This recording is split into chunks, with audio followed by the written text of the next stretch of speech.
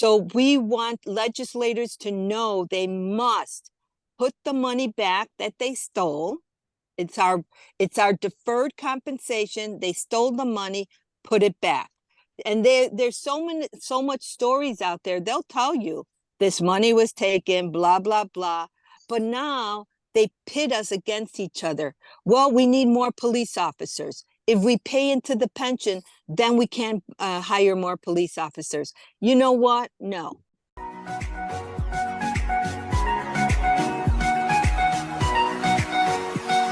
Welcome to Unleash Your Inner Goldilocks, how to get it just right. Thank you so much for joining us for another insightful and deeply impactful conversation. Getting education just right and making sure the educators are supported just right. It's a fundamental requirement for any society to not just be successful today, but to grow and be viable tomorrow. And that is exactly what we are going to be talking about today. And to have this conversation with me is a former student of mine who is a retired math teacher from the Chicago Public Schools, the former trustee of the Chicago Teachers Pension Fund, where ironically she recruited me and I worked for her and the trustees as the CFO to transform this $22 million pension fund that was underfunded. And today she has founded and is tirelessly working for the pension advocacy purpose. So please welcome Tina Padilla to Unleash Your Inner Goldilocks. Good to see you, Tina. Welcome. Thank you for inviting me in. And it's great to see you again. I missed you. Oh, I missed you too. Absolutely a delight to see you again, Tina. So as we get started, talk to us a little bit about what, as a teacher, as a retired teacher, as a retired trustee for a massive pension fund in Chicago, what are some of the elements that we as taxpayers, we as community members need to be aware so that we are participating in the public policy making process and support system for our own children and our community's future? Thank you for the question.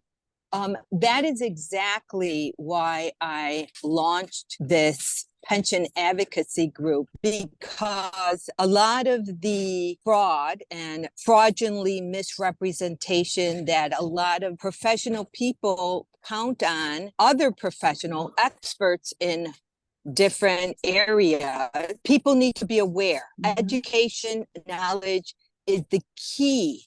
One of my little slogans that I stole from a commercial that I used to hear all the time was, an educated consumer is our best client. And the pension advocacy group, a lot of reasons it needs to be here, and probably get into that conversation later. But knowledge of what is going on with not only the hard-earned retirement savings of teachers, professional, public, and the hard-earned money of the taxpayers. You don't know what's going on, and people need to somehow, some way connect the public to the public services and the public meetings that are held all over, 100 every day, 100 public meetings where the taxpayers' money are being used. We want to make sure it's being used where it's been allocated, earmarked. And where it's being earmarked or allocated, that's where it should be. It should go. And you bring up a wonderful point, right? People don't mind paying taxes if the taxes are being used for public service, and it is enhancing the quality of life for the public who are paying the taxes. So as we start building on the need for advocacy, what are some of the basic steps people can take to become familiar and arm themselves?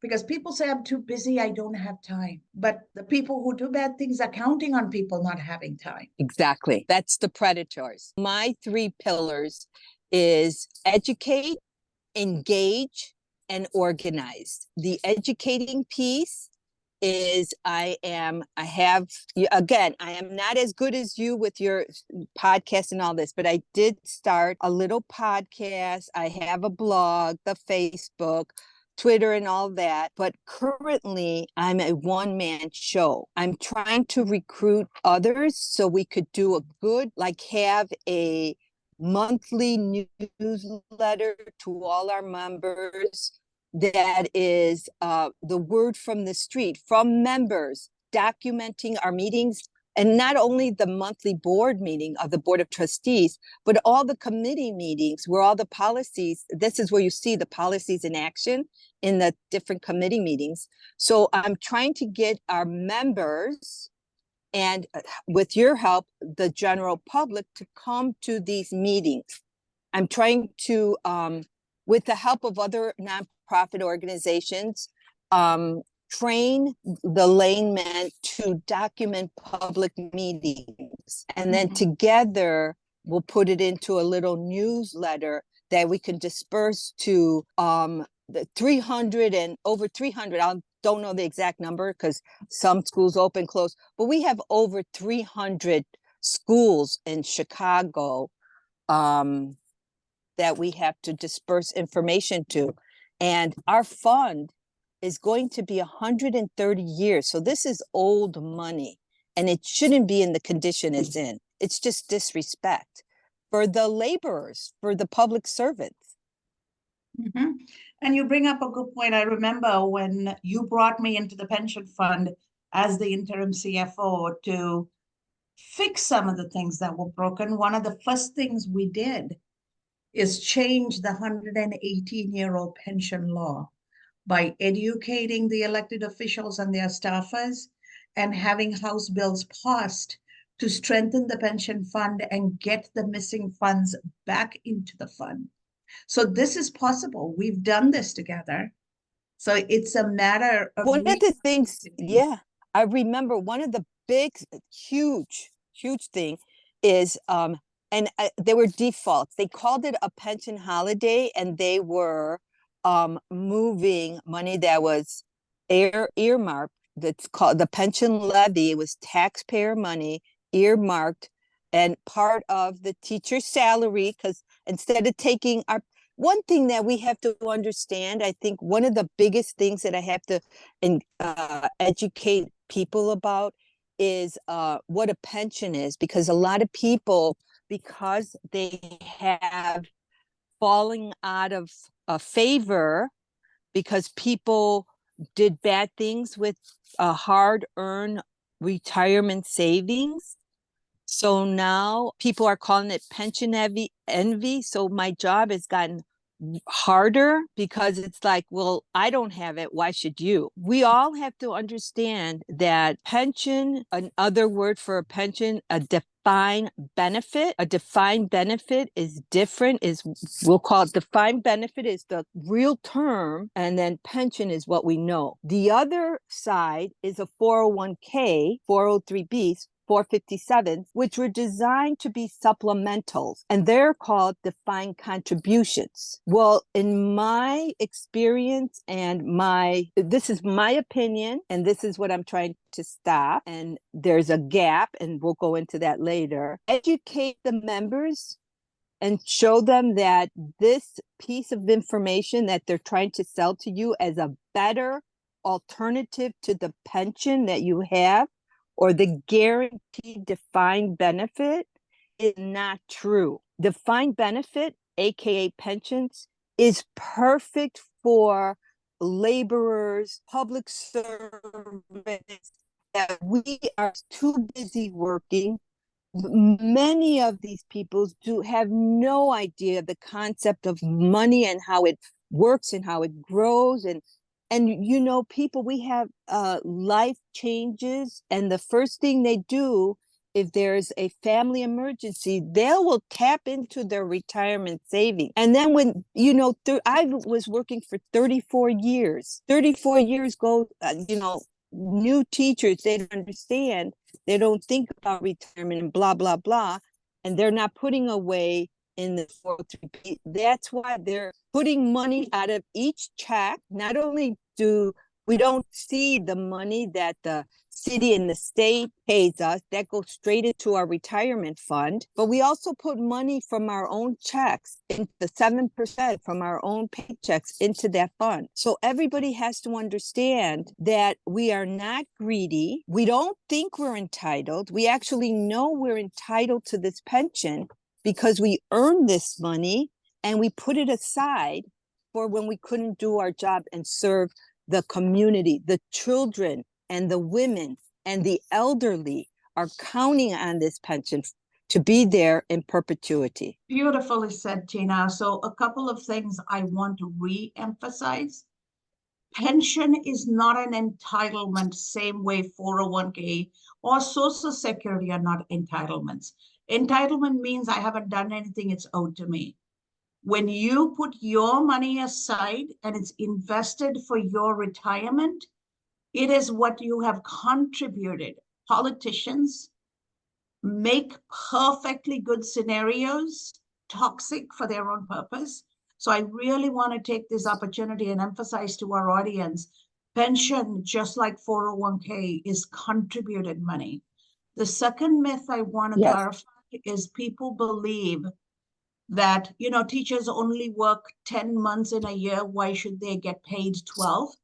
Remember, teachers take their 10 months of salary and have it evenly distributed to be paid over 12 months. So part of the money they're not taking every month is sitting in your community's treasury, invested and adding to the cash flow and the growth of your community's fund. They're deferring part of their monthly salary so that they have a steady stream of monthly income coming throughout the year.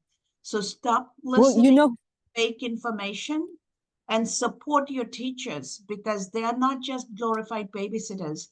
They are the ones who are laying the foundation for what the next generation is going to know and what the next generation is going to be. So add your thoughts, Tina. Yeah, one thing which you said there, in Chicago, I don't know how in other cities and other municipalities, how the teachers are running their compensation, their payment.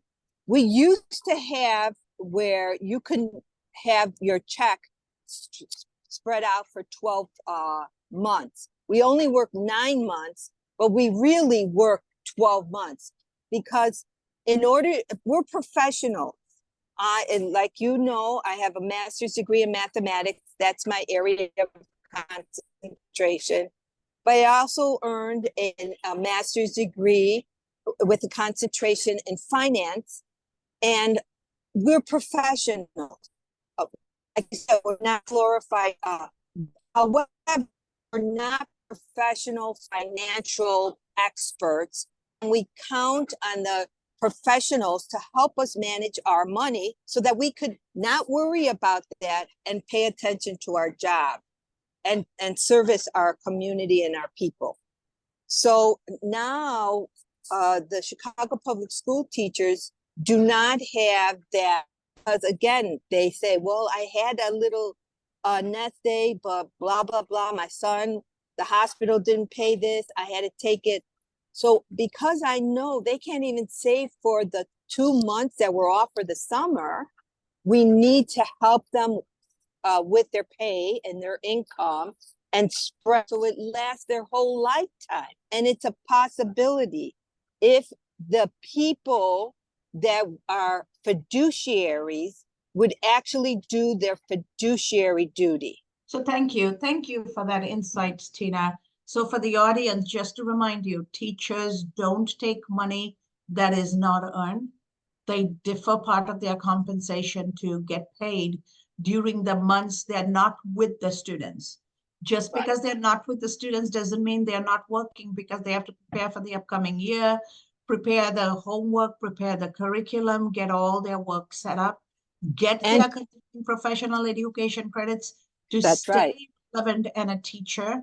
And all of this they do out of their own pocket. They don't get expense reimbursements for this. And we don't get any, like a lot of employers pay for continuing education. That comes all out of our pockets.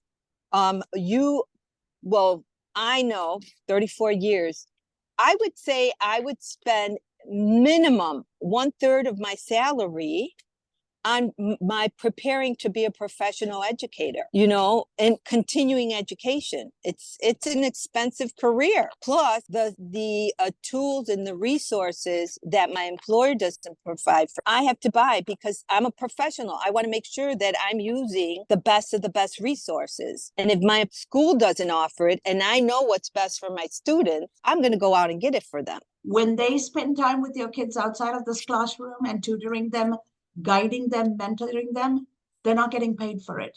It's time they can use to go get a second job to supplement their income, but they don't. They choose to invest in our children. They spend their money getting the classroom material. They spend their money staying current so that our children can be helped.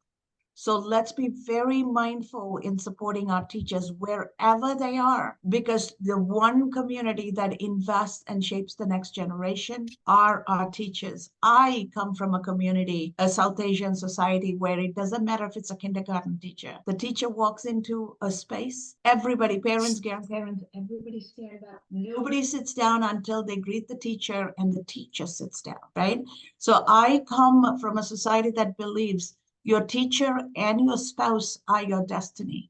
They shape what your life is going to be. So we don't get to choose our teachers.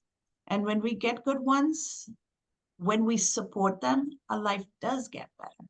So Tina, what requests do you have for parents and the community in terms of getting engaged in understanding the importance of teachers and teachers' compensation, because pension is part of their compensation that they have deferred, and why it's important for parents to be a part of this? I'm a mathematician, so words for me, it's hard, and I want to be mindful to use the right words. Most of the students that I serve were low to modern income students, and a lot of, I worked in a very good high school and we had a mixed batch. But I understand, and I started not the pension advocacy, the math lab there, because there's never equitable education, because some kids, their parents have resources to purchase a tutor if their student is not being able to understand the concept. They can afford extra help. Some parents don't have that. So especially for parents that, all parents want the best for their kids. And like you said, if they have a good teacher, you want to keep that teacher in your school and in your community. And you have to understand, if you want them to pay attention to their job and do a good job with your loved ones and your young children. Also, this is not only for educators, I'm talking about elder abuse here as well. Because when these teachers who start, 21 youngsters, and they work their life supporting young people, when they get older, they worked, they're not asking for a handout, but we also have to remember these people when they're old. Who's going to take care of them? They took care of all your children, and they really neglected we neglect our own children because we're taking care of other people's children. When we're old, you got to remember, we all get old. We all have an expiration date, and we have to remember the ladies, the women, and the children. That's what a pension means to me. Thank you. Thank you so much, Tina. I am going to open this up for questions and insights from our audience because time just keeps flying. Go ahead, Susan. I know you have something to add. Well, thank you. And Tina, it's such a pleasure to meet you and to listen to you on this platform as the mother of a Chicago son who went through Chicago public schools. Also, my mother was a teacher in North Carolina, and originally in Washington, D.C. and North Carolina, and I support you 100%, as well as having known Cass when she worked at the Chicago Teachers Pension, some of the challenges, to put it mildly, that went on with the Teachers Pension Fund. And I support entirely the fact that we need to care for our teachers. They are the most important people outside of, when we send our children into the world. And I have so much respect for what you do. I know Lane Tech well. My son didn't go there, but my husband did. And my son went to Whitney Young, and he went to O.A. Thorpe Scholastic Academy for undergrad. And we were really wanted to stay in the city, support the system. And I know how hard it is to navigate the Chicago public school system as a parent trying to get your child in the best school. So thank you for what you do. I'm always so transfixed that anyone would have, as you called it, pension envy, because there's, the sacrifices that teachers make, and the good ones that my son had. I know the sacrifices they made, and I respect them. And I remember talking to them saying their biggest obstacle sometimes is parents who want to take up for their children when they misbehave, or take up, make your job really hard. So I know it's really hard to do what you do. And then secondly, as far as support goes for the pension and pension advocacy, I'm with you. And I hope that, that particularly now with Chicago struggling to get good teachers to come into the system, because why would they, after what we went through during COVID in Chicago? I support you entirely. So if there's anything I can do from my perspective, just as a parent and a supporter, I'd love to help. Thank you. Thank you very much. I will keep in touch, and I'll be part of this community as well. Like I said, one of the things because I'm just going to call them predators, because they come in all shapes and forms, right? They don't, if they see people are there watching, they behave, and they will, even though they have plans to do certain things, having people there watching, even if it's the public, it helps derail some of the predators' plans. I am actually at the GFOA, Government Finance Officers Association conference, where I'm sitting at my booth, and this is the exact same conference where I met Cass in Chicago. It was held in Chicago years ago, and so it feels like old home week. And I really love the notion that you need to educate people. You're educators, and what you're doing now is educating people about the problem the educators face.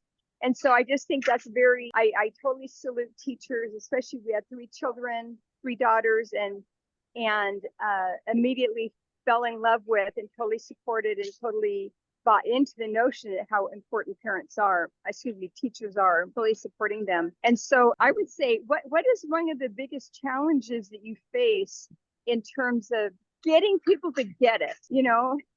How do you get people to kind of get it, understand the problem in its full depth, so that appropriate action can be taken in a timely fashion? And I'm going to turn my sound off so you don't hear all the background noise. Thank you. Thank you very much. Well, one of the things that is blatant is that the money in 1995, we were 100% funded, and now we're down to 47% funded, which means there are 40 cents for every dollar we need to pay the pensioners. The money was there. It was stolen. And I'm going to call it a theft. It was wage theft. What it is wage theft. And the politicians, they saw that it was short-sighted what they did. They thought they were going to put it back, and they took it out as a loan. But once they didn't put it back, and now they're trying to change the laws so that it's called Tier 2, the law that they,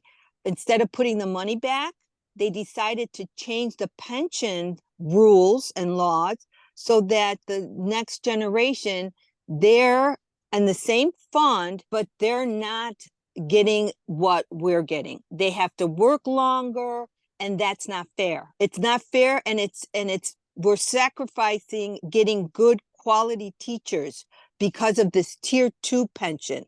So what the campaign that's going on right now in Chicago, in my neck in the woods, in my head, is we want to repeal Tier 2. By repealing Tier 2, you will be helping the pension advocacy group not only get healthy, so we're around in perpetuity, but it's also a good recruiting and retention tool for new talent. So we want legislators to know they must put the money back that they stole. It's our deferred compensation. They stole the money, put it back. And there's so much stories out there. They'll tell you this money was taken, blah, blah, blah. But now they pit us against each other.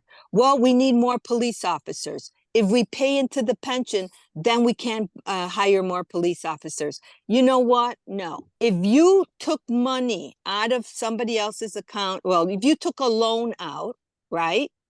And you decided, I don't want to pay it back. What would be the consequences for yourself, for you, a normal human being? And that's how I bring it down to basics. If you, as a normal human being, did what they did, what would have been your consequences? And that's what I want for the people that damaged the retirement savings fund of billions of dollars and millions of human lives. That's a great way to just put it in very simple terms, very easy to understand, and that's a brilliant way to do it. Thank you so much. Thank you. Thank you so much, Robin. Thank you so much, Susan, for engaging in this conversation. And Tina, I salute you for continuing to stand up for the teachers, continuing to stand up for the importance of education in the community, and truly be a voice for uniting the community, because we have our children in common. Our future are our children, and we all have a responsibility. I don't have children, but I still refer to them as all my children. Guess why? When I'm retired, it's all your children that are going to make my life possible. Therefore, I have an obligation to invest in them when they are young, so that when I'm older, I don't have to be that little old lady running around with a tape recorder and a microphone questioning people, right? So it behooves each of us, whether they're our children or not, they are all our future. So let's make sure we invest in the teachers, investing in teachers, and their advocacy is investing in ourselves. So let's come together and be a voice of reason, because if we don't give a reason for teachers to come and stay in our community, the quality of education and therefore the quality of future workforce of Chicago is going to suffer. This is also a point of reference for businesses. If we don't have good teachers and we don't have good schools and good students, we don't have good employees. So we're all in this together. Let's make sure that regardless of our differences, there is one thing that unites us. We all want a peaceful, happy future. So let's come together and build it. Let's support one another. And in the process, let's just accept and meet each other where we are and lift each other up.